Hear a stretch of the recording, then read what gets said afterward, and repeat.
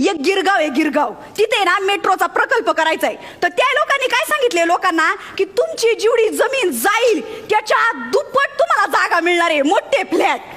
अहो बाई, मग मी काय म्हणते, असंच कर. समजा का तुम्ही 2 एकर जमीन घेतली तर मला आपला 4 एकराचा फ्लॅट दे ना मुंबईत, पाहिजे तर उपनगरात दे, बांद्र्या बिंद्र्यात. पाहे बांद्र्यात उपनगरात तुम्हाला जमीन पाहिजे 4 एकर.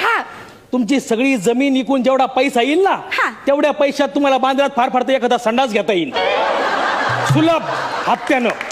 जे आम्ही उघड्यावर करतो ते विकत घ्यायचं आणि विकत घ्यायचं आणि आता संसार मागायचा उघड्यावर. मग मी काय म्हणते, बांद्रा मरू दे, त्यापेक्षा पुढे दे, पार बोरिवलीला दिली तरी चालेल. बोरिवलीत लोकायला राहायला जागा नाही, तिथं जनावर आणि माणसं एकाच नॅशनल पार्कात फिरकेत. तिथं तुम्हाला जमीन पाहिजे 4 एकर. मग गिरगावातल्या लोकांना कशी काय देताय? कसं आहे, गिरगावात मराठी माणूस राहतो आणि मराठी माणूस मुंबईत जगला पाहिजे, तो टिकला पाहिजे आणि गावातला खपला पाहिजे. तसं नाही, त्यांच्यासाठी आंदोलन करायला मोठमोठे पक्ष आहेत, आहे की नाही, संघटना आहेत. पक्षांना सांगा की जरा गावातल्या मराठी माणसाकडे पण लक्ष द्या.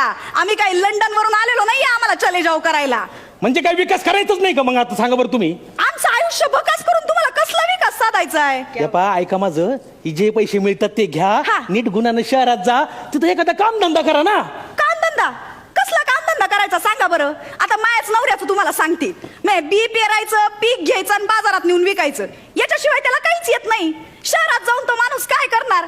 म्हणजे गावाकडं कुशल शेतकरी असलेला माझा नवरा शहरात जाऊन अकुशल कामगार होणार. मग तुमच्या मुलांना नोकरी देणार ना आम्ही इथं फॅक्टरीत? कसली? चौकीदाराची. म्हणजे जो खरा या जमिनीचा मालक आहे तो दुसऱ्या मालकाचा नोकर होणार. मग म्हणजे मग तुमचं म्हणणं काय? तुम्हाला काय पाहिजे मग? मी एक शेवटचं सांगते, पोटात असेल तर घे, नाही तर जाय.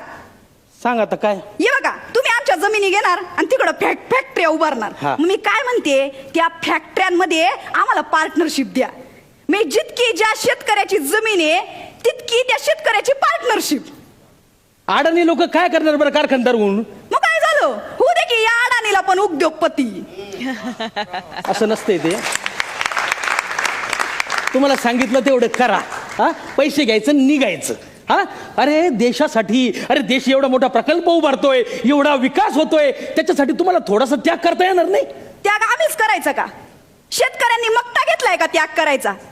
तुम्ही शहरातली लोक 11 महिने एखाद्या घरात राहता तर ते भाड्याचं घर सोडताना, टाळ लावताना तुमच्या डोळ्यात पाणी येतं. आणि आमच्या 11 पिढ्या ज्या मातीत घालवल्या त्या आम्ही आनंदाने तुमच्या स्वाधीन करायचं. ते माझं शेत आहे ना, इथंच कुठंतरी माझा जन्म झालाय. आणि ते जे लिंबाचं झाड आहे ना, ते लहानपणापासून लय आवडायचं मला. म्हणून हा जमिनीचा तुकडा माझ्या बापानं मला आंदण म्हणून दिलाय. मेल्यावर पण आपल्या मातीशी नाळ सांगणारी आपली संस्कृती आहे. त्या तिकडे ना माझ्या आजाची समाधी आहे आणि त्याच्या बाजूला बापाची समाधी. रात्री बेरात्री मी अशी इथून फिरते ना तेव्हा असं वाटतं बाप पाठीशी आहे. तिथं शहरात गेल्यावर कोण आहे पाठीशी? तिथं तर 70 वर्षाच्या म्हातारीला सोडत नाहीत. अहो आमचं सोडा, हा बघा समोर बसलेला माणूस इतकी वर्ष मुंबईत आलाय पण गावाशी नाळ तुटते का विचारा त्याला. अहो पण मग आम्ही तुमचं पुनर्वसन करू ना. 65 वर्ष झाली, 65 वर्ष रिफ्युजी कॅम्प बंद नाही झालेत. भाकरा नांगल कोय नावाल्यांच्या त्या विस्थापितांचं काय केलं तुम्ही? नाही मला माहितीये, आम्ही किती बी नाही म्हणलं ना तरी जबरदस्तीनं तुम्ही आमच्या जमिनी घेणार. आणि मला हे बी माहितीये की आम्ही कोर्टात गेलो ना तरी तुमच्या विरुद्ध काहीच करू शकणार नाही. तुम्ही आम्हाला देशोधडीला लावा आणि देशाचा विकास करा.